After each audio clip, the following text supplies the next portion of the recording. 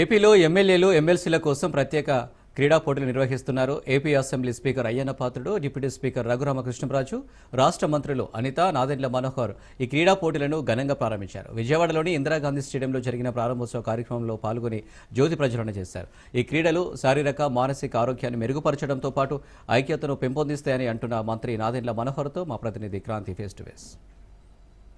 సంబంధించి క్రీడలు జరుగుతున్నాయి. ప్రస్తుతం మనతో పాటు మంత్రి నాదెండ్ల మనోహర్ ఉన్నారు. సార్, ఎలా చూడొచ్చు అంటే నిత్యం ప్రజల మధ్య సమస్యలతో అదేవిధంగా ఈరోజు అసెంబ్లీలో ప్రస్తుతం క్రీడలతో గతంలో ఉన్న సాంప్రదాయాన్ని మరొకసారి సభాపతి గారు ఏర్పాటు గారు ఈ విధంగా ముందుకు తీసుకురావడం నిజంగా మనందరూ కూడా మనస్ఫూర్తిగా ఆయన అభినందించారు.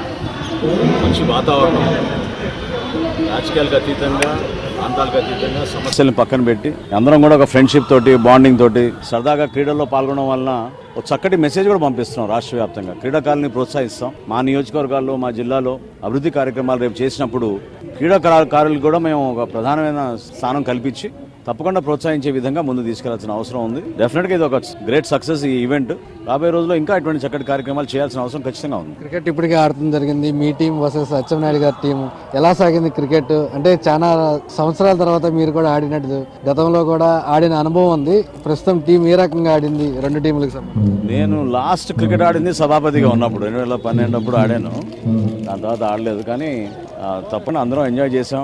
మా టీం గెలిచింది. రేపటి రోజున మరి ఇక అంటే పార్టిసిపేషన్ ఇంపార్టెంట్. ఎవరు గెలిచారో ఓడిపోయారని కదా, అందరం పార్టిసిపేట్ చేసాం.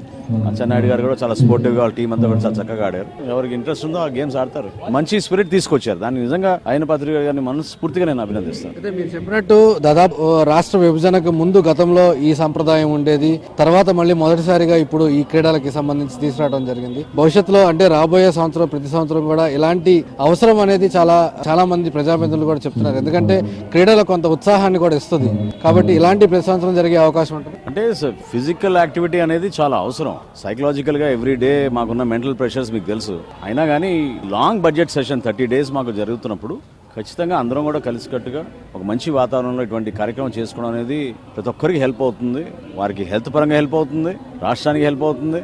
ఇతరులు ఎవరైతే ప్రోత్సహించాలని కోరుకుంటున్నారో క్రీడాకారులు, వాళ్ళు కూడా చూసి ప్రజాప్రతినిధులు మన తరఫున నిలబడ్డారు, వాళ్ళు కూడా ఆడుతున్నారు అనేది ఖచ్చితంగా మంచి మెసేజ్ అవుతుంది. మొత్తంగా పూర్తి స్థాయిలో ఈ క్రీడలకి ఖచ్చితంగా తమ రోజువారీ రొటీన్ గా ప్రజల సమస్యల నుంచి ఎంత స్ట్రెస్ ఫీల్ అవుతామో ఈ క్రీడల వల్ల ఈ రోజు ఆడే ఆటకి సంబంధించి, ఈ 3 రోజులు ఆడే క్రీడలకి సంబంధించి కూడా కొంత స్ట్రెస్ ఫీల్ అవి, దాంతోపాటు నూతనోత్సాహంతో మరింతగా ఉత్సాహంగా ప్రజా సమస్యలపైన దృష్టి సారిస్తామంటూ చెప్తున్న కెమెరా పర్సన్ కిరణ్తో క్రాంతి, రాజ్ న్యూస్, విజయవాడ.